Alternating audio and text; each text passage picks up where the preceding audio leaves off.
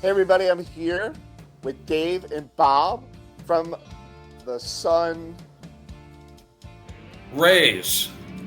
Sun Ray. Rays. That's right, two words. Now, first I want to say, hey Dave, thank you once again for coming back on the show. You were in Bank Aquamarines.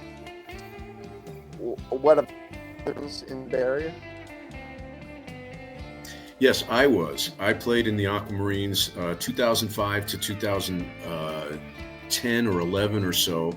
And technically the band never broke up, but we have a very difficult time at this point to try to keep it together because everybody's in different places.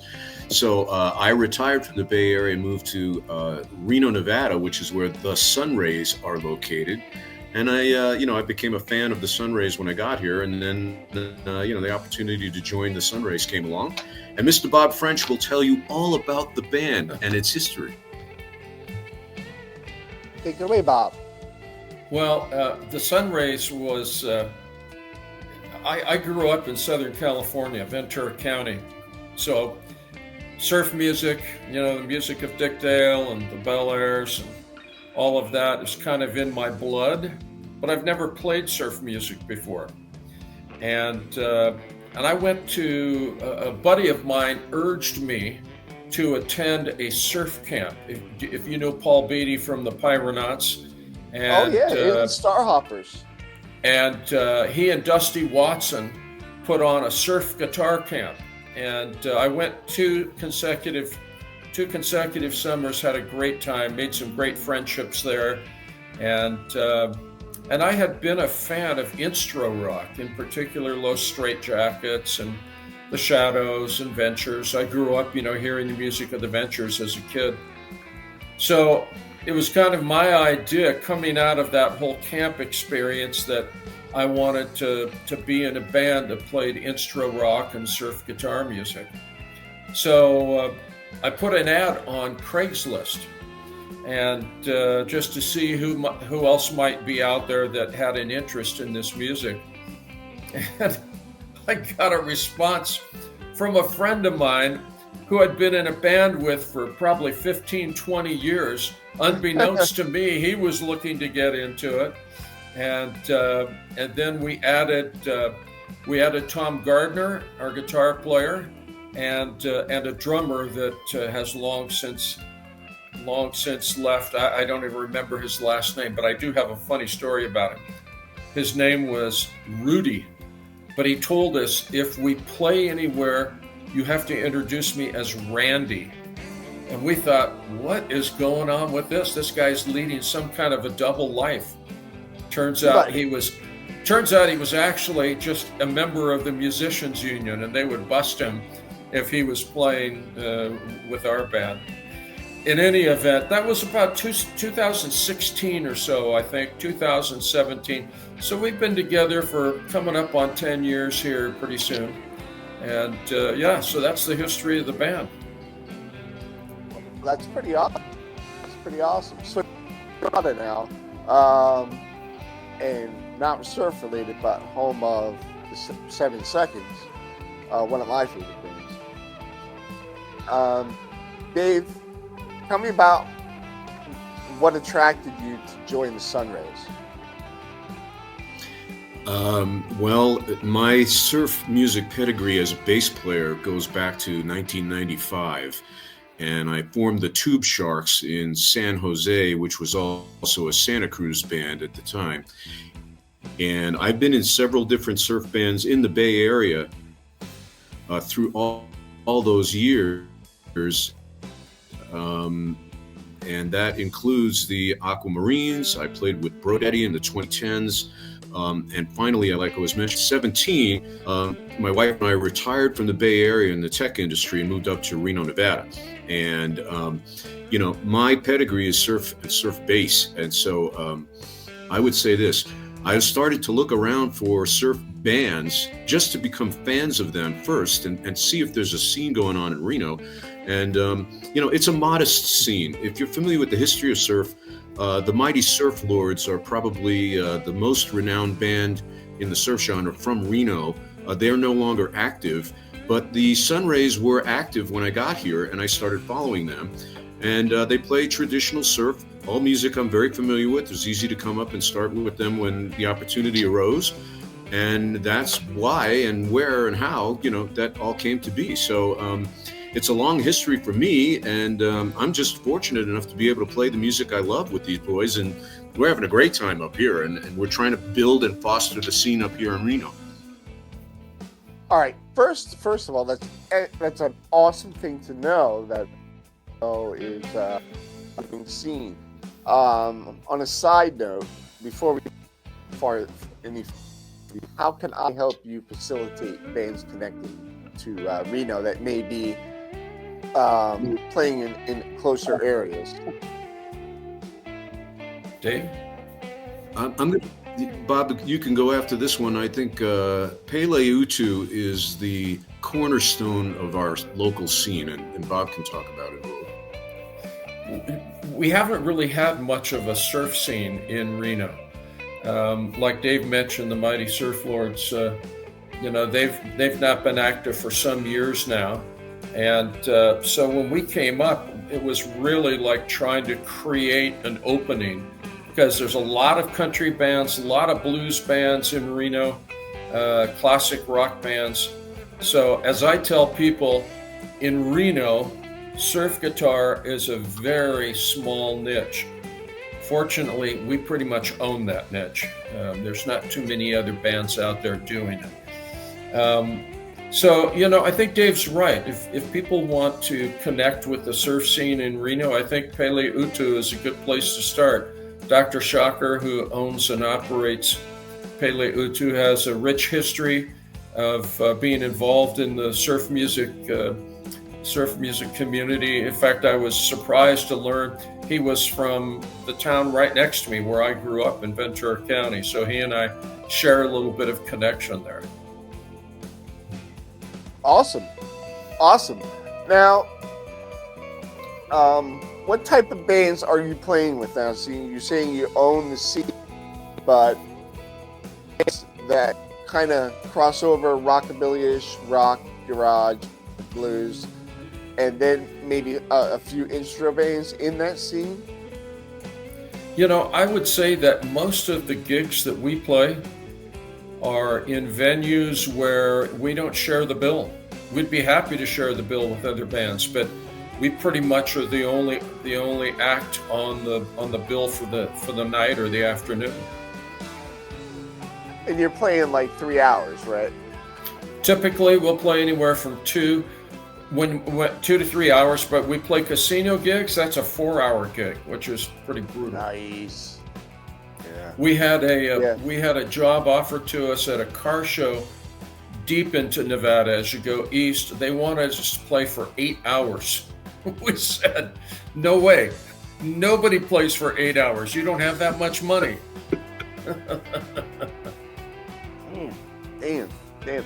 So what are some of the I mean, you have to have a lot of bullets in your belt to play 3-4 hours at a pop.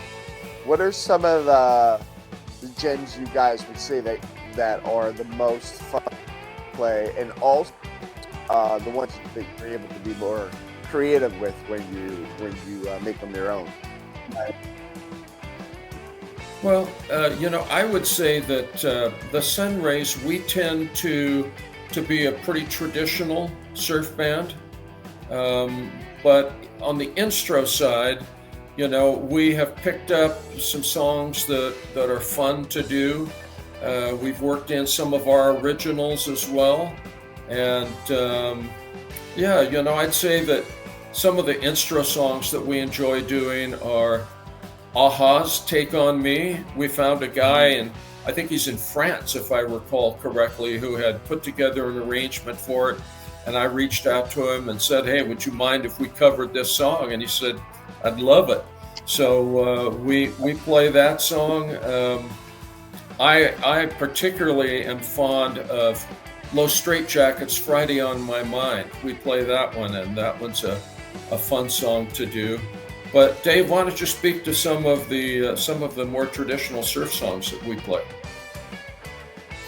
Yeah, so I mean, I think we cover the gamut, from the early years of the most popular both songs and influences. So start with Dick Dale. Obviously, we're going to play some Dick Dale in the set with Misirlou. We're going to do the Ventures several times. We play a number of Venture songs, things like Diamond Head or Walk Don't Run. And then the other bands like the Sentinels. We'll play Sunset Beach or something like that. Those are traditional style. And we'll play Paul Johnson's music too, right? Like Squad Car and Mr. Moto and things like that. So that's what counts as a traditional, approach to our set. And people still dig that stuff, and they remember a lot of it. They say, "Oh, what's the name of that song?" They know "Walk Don't Run," they know "Wipeout." Safaris would do that. But we're there, we're entertaining, we're giving them back, a perspective on that era. But we're also doing covers of, more modern songs, especially the influence from Little Straitjackets, which in my opinion is like the modern equivalent of the Ventures. And they do a lot of instrumentals of really cool stuff, theme from Magnificent Seven will do, right? Or, like Bob is saying, would do Friday on My Mind. And then we follow what Straitjackets are doing, and we might cover another song. I think we do Rockula, and I forget some of the other ones. But we're a broad-based coverage of things that people expect, and it's in a format that's as entertainment, right? And it's really good environment for a place like Pele Utu, which is a tiki bar setup. And in other cases, we're out there on a main stage somewhere. As either direct concert mode or background music for people going by. We're going to play car shows this summer, and car shows are background music, and people will relate songs like what I just mentioned to the ethos of classic custom cars, which is very big here in Reno, obviously, with Carson City, and Reno's got Hot August Nights and so on. So we fit that mode really well with being just a traditional band, and that's pretty much what we enjoy. We also play a song that's it's really an old song. I think it first appeared around 1917, called Tico Tico no Fuba, and a dear friend of mine from Brazil, João Urbeta, he recorded that song, and so he gave me permission to go ahead and to cover it in the Sun Rays, and it's a great song, and we have a fun time with it. Awesome. Would you guys say that we're getting the middle or like full blast on in the pool now? You're breaking up there, Ryan. Try that one again. Oh, okay. Would you say that we are in the middle of a fourth wave of surf right now? Yeah, I'm probably a better historian to answer a question like that. Yeah, I would say that's probably the case. Just based on, you see, the old history issue is, when did the fourth wave begin and what caused that, or if there is such a thing as a fourth wave. It's clear that there was a third wave of surf music, but the transition into a fourth wave, I just believe that there is a fourth wave, but it's based on the introduction of a large number of new bands overall into this era, you might call it. And yes, and the answer to your question would be yes, we're in the middle of a fourth wave. And I personally believe that one of the important bands, new bands in the fourth wave, has been the all-female band, the Surfragettes from Toronto. They have really done a great job of touring and promoting the genre in this era. And to me, they represent a true fourth wave group. And a lot of the new bands that are going to be at convention in August coming up from Northern California, they are relatively new bands. So I would consider them all fourth wave bands. And in fact, the Sunrays really is a part of a fourth wave, right? And we are current, we're active, and it's that fourth wave. But what is a third wave band? A band like we saw last night. is still active, right? Slacktone comes from the 1990s and 2000s, and they're still active. So many of the third wave bands like Pollo Del Mar, have been around now for 30 years. And that's just a wonderful thing. So you're in the fourth wave, but you have a combination of mainly third wave bands and new fourth wave bands. So I'm going to agree with your postulate about, yes, we're in the middle of a fourth wave, but don't forget the third wave bands. Many of them are active. Some of them will be at the convention. We haven't seen Jackie and the Cedrics in many, many years, right? That's a third wave band. So you kind of have a mix. It all goes together. I agree. Let me concur with Dave about the Surfer Jets being part of the fourth wave. That's a band that, from a lot of very traditional voices on the internet, they've caught a lot of flack, unnecessarily improper flack. First of all, those ladies have gotten a lot better in terms of their performing skills. Yep. They're a good band to watch now, number one. Number two, like Dave said, they are great ambassadors for the genre. They play well, they put on a good show, they look good. I'm not talking about their faces or figures, I'm talking about the way they present themselves on stage. It's top notch. They're doing a good job. And I think that, as I say, I think they're great ambassadors for the genre. I agree. They did get quite a bunch of flack, but the proof is in the pudding. They are good players.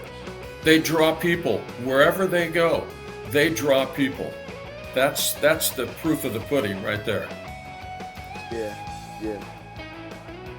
So yes. I want to thank you guys so much for coming again, Dave. But I want the audience with a kind of something maybe we didn't cover that you wanted to cover. Well, I think what I'd like to speak to is Dave and my bandmates who aren't with us here this morning. Tom Gardner, who is a longtime musician in Reno, Nevada. I don't know if he's played in a surf band before, an express surf band. I'm sure he's played surf songs in the past. And then our drummer, Pat Gorman. And Pat's an excellent drummer, and just lots of fun for us to play music with him. It's, for me, the joy of being in this band is the friendships. It is, awesome. and you know it as well, Ryan, and you are an amazing cohesive focal point in the entirety of the genre worldwide, and I have to compliment you for what you do, because what you're doing is providing the additional cohesion in the fourth wave, which is a worldwide phenomenon. You can pretty much go to any city, a major city, and find at least one surf band, and that scene is a budding scene. Many large cities have 10, 12 bands, like the Bay Area, and it's a burgeoning scene, right? That sort of thing. And then you have enough so that you can create a community that then gets together physically in the U.S. at places like, Surf Guitar Convention, the festival that happens down in Long Beach in August, the Surfer Joe festival in Livorno, Italy for the Europeans, regionally in the southeast. There's a major concert, I think you're bringing together who go to those and they can't get together. And so, keeping active and keeping abreast of all the different bands that are out there doing what they do, it's invaluable, really. It is. You're doing a great thing. Hang on to your billfold, Ryan. You're being stroked there. Oh God. Well, let something. It's not. I don't feel that. I feel like I'm just talking to probably music community that exists, because delved into other genres, and believe me, I feel more. Although I don't have it as much in my background as someone like you guys, I feel more comfortable speaking and interacting with the surf community, and the fact that it's excellent music. I really can't get enough of it. You know, there's bands like the Aloha Joes in the South.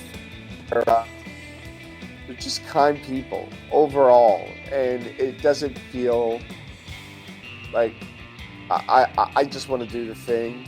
You know, I just like doing this and doing as much of it as I can, because that's what keeps me going up here.